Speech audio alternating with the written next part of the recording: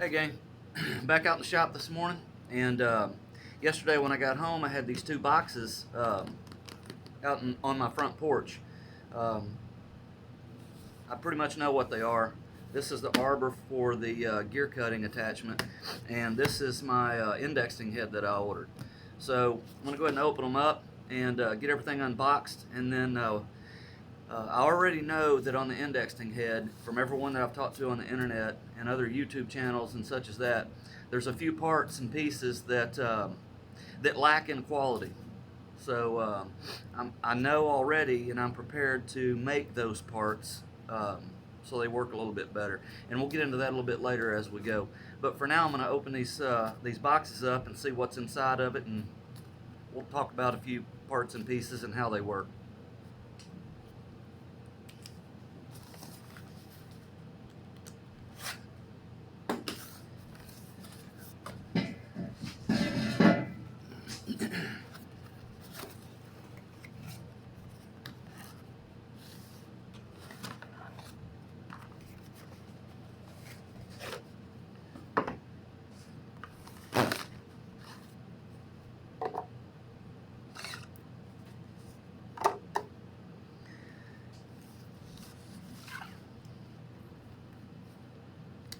So this is the, actually I think I said arbor a while ago, and actually the right term would probably be mandrel. So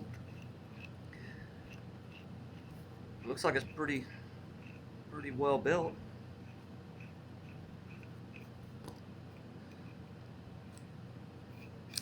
So this is an R8, uh, which doesn't really mean anything to a lot of you guys, but the spindle on my mill uses R8 collets.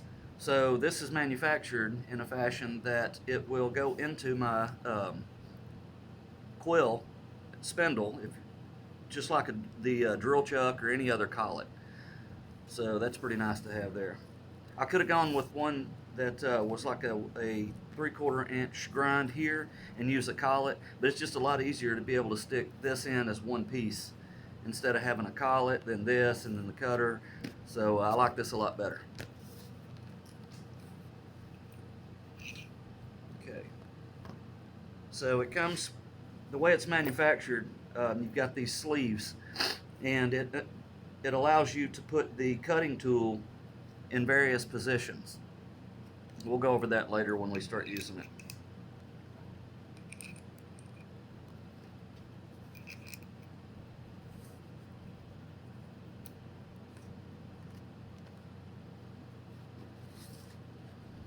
This is the actual cutters here.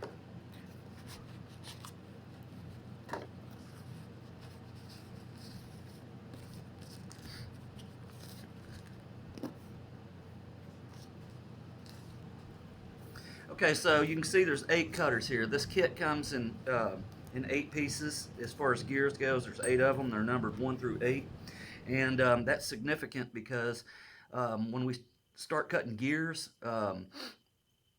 the whole thing evolves around how many teeth are on the gear and what's the pitch of the teeth that are on the gear.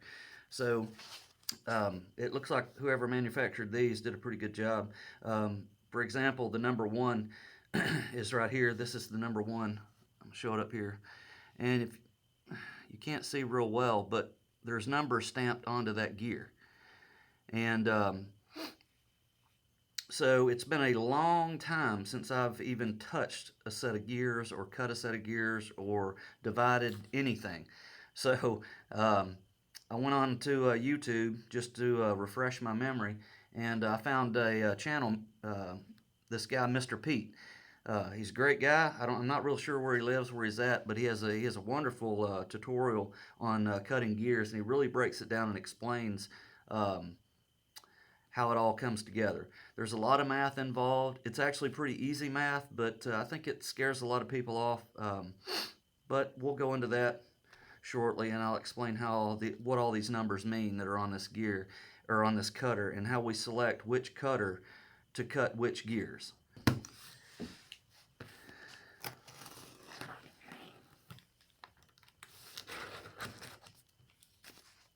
So I got this dividing head actually off of Amazon, and it was around $300.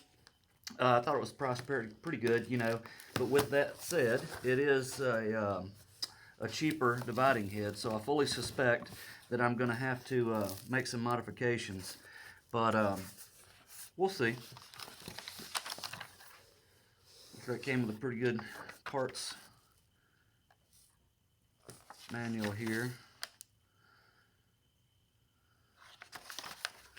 Just a little book that kind of describes the part and gives some basic information on dividing. A little bit of gear cutting stuff. There's the diagram, and that's good. I'm glad that it came with this because I'll be disassembling the entire tool to clean it, and like I said, there's some parts that I know I'm going to have to make, so I'm glad it came with this.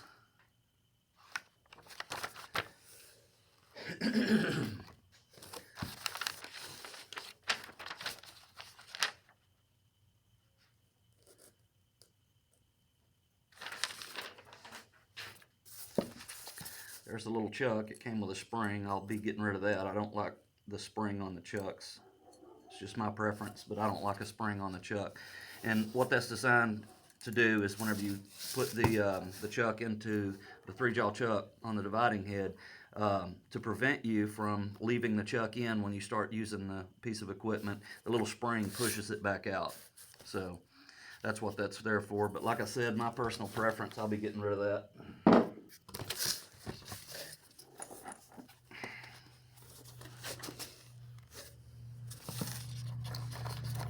Not real sure what these bolts go to, but I'm sure as we go I'll figure it out.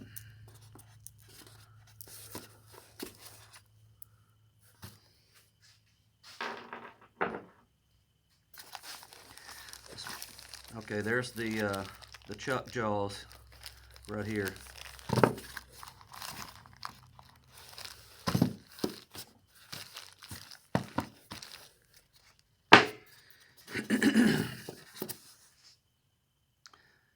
Not real sure what this is.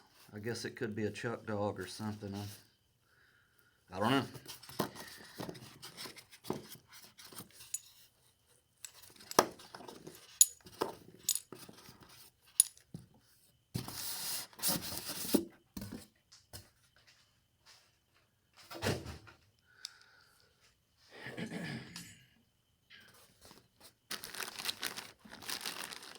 Okay.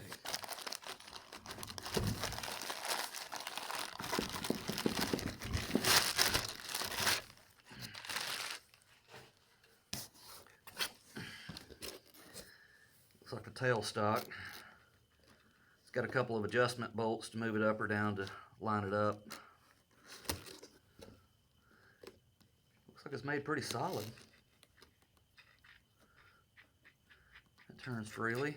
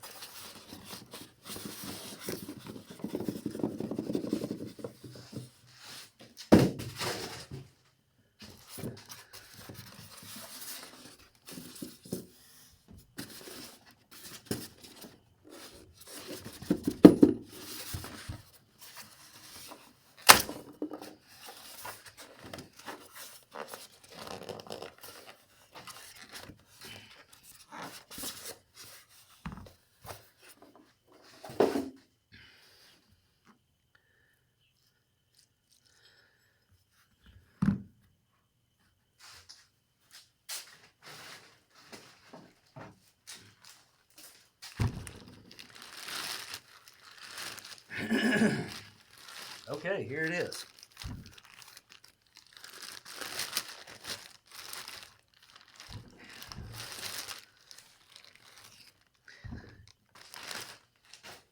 They actually did a pretty good job of shipping it. There's no damage at all that I see. I got it nice and oily to keep it from rusting.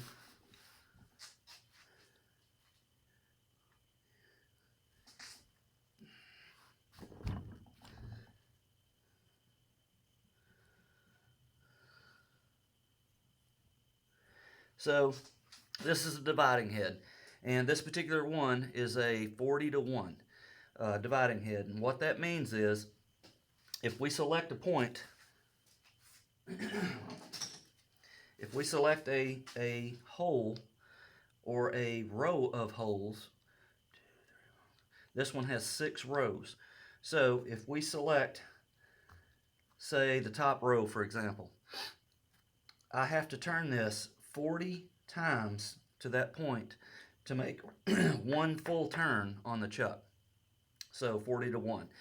So if we have a part that we want to divide into any number, for example, let's say I wanted to divide this into four pieces. Well, that's easy.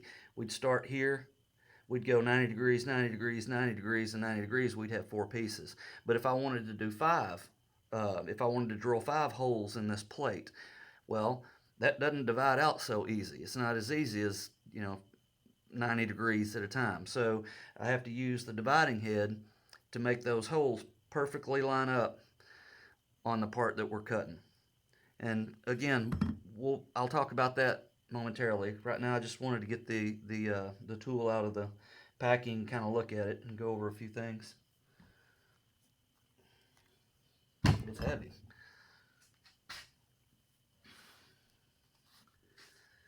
So which plate is on here? Which one? 4937. Okay.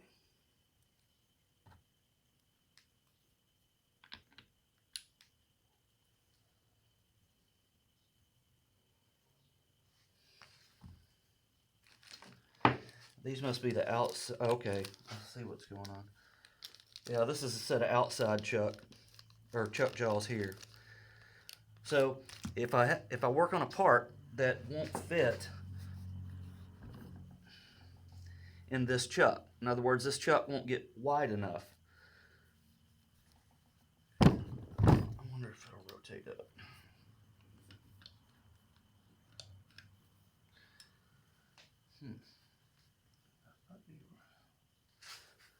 Let's see.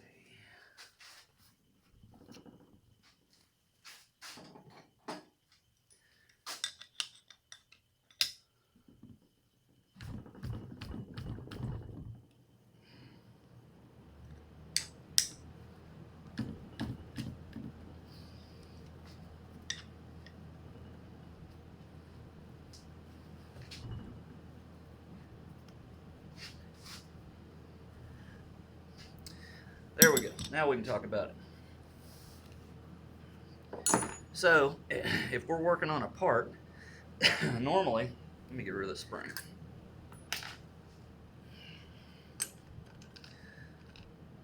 That chuck's stiff.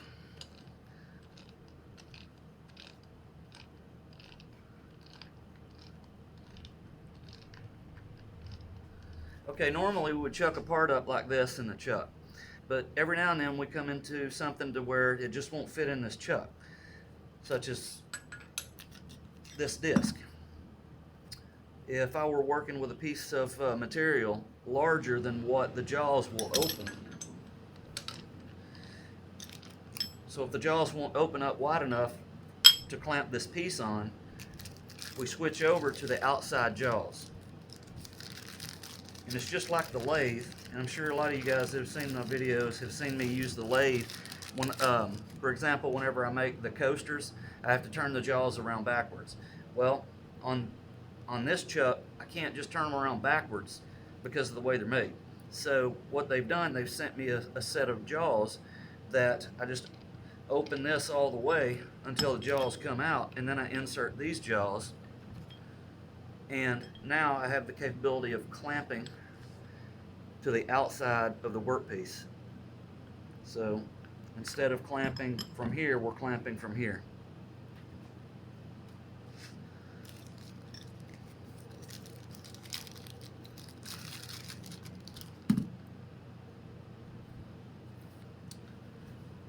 So far, I like the tool, but I won't lie to you. I'm gonna have to do some work on the chuck, and it's a little grabby. I don't like that. I want to smooth that up a little bit. Um, the dovetails feel pretty good.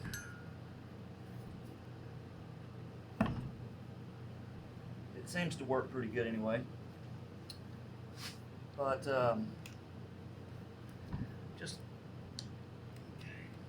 it's just a little bit ratchety. Everything on it's a little bit ratchety. It's not anything we can't take care of and clean it up a little bit. But it's $300 versus about $1,000 if I were to buy one from Brown and Sharp or some of the name brand companies, you know. So I'm not gonna pick it apart. I'll just clean it up, do what I got to do, and get it going.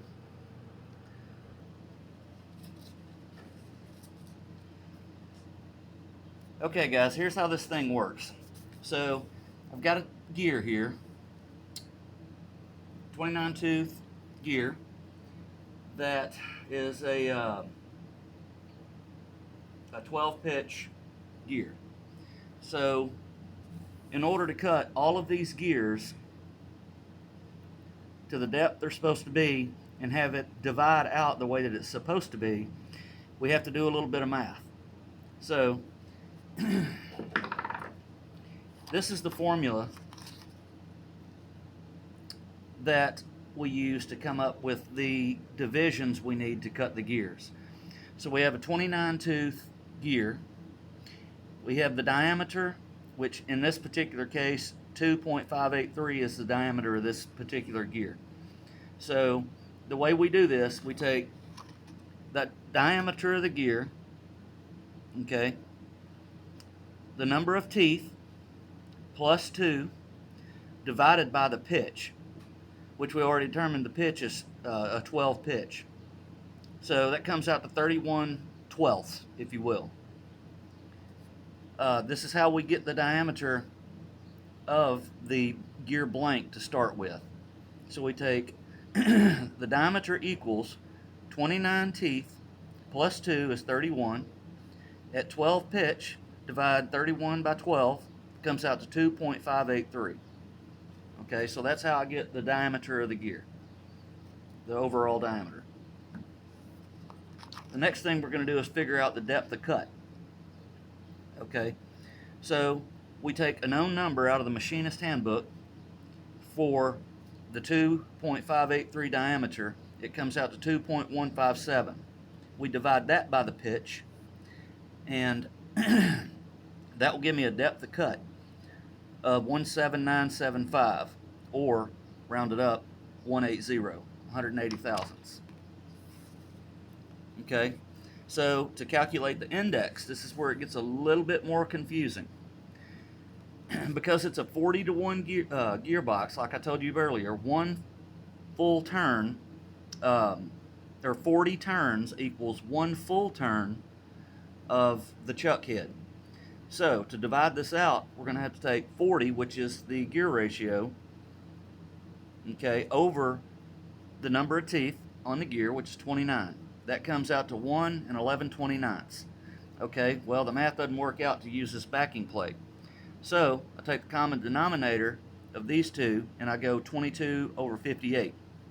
Well, I just happen to have 58 as one of my holes. Okay, so what this means is I have to turn this crank handle one full turn plus 22 holes. So it goes something like this. From the 58 hole,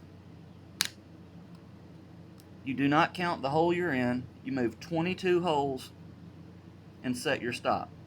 I've already set this stop to accommodate that. So we'll take the pin out. We'll go one full turn plus 22 holes. Okay, we'll make a cut on the gear. We'll move our stops and we'll go one full turn, 1 plus 22. Okay, we'll lock the head down, make a cut, rotate our stops, and continue on around. That's pretty much how an indexing head works. There's a little bit of math involved. If you're not really into this kind of stuff, I guess that'd be kind of boring. But at any rate, that's how the indexing head works.